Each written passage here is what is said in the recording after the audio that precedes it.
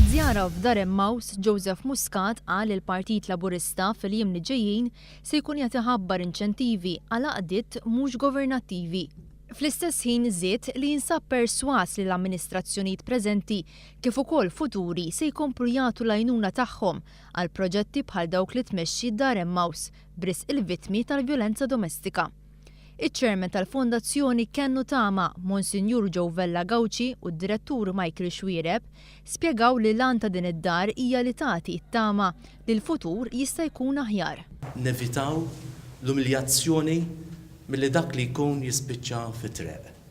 Allura qegħdin noffrulu ken u mhux sempliċement ken, imma anke tama bl-iskop li jiġi riabilitat fih dan is-soċjetà ċivili.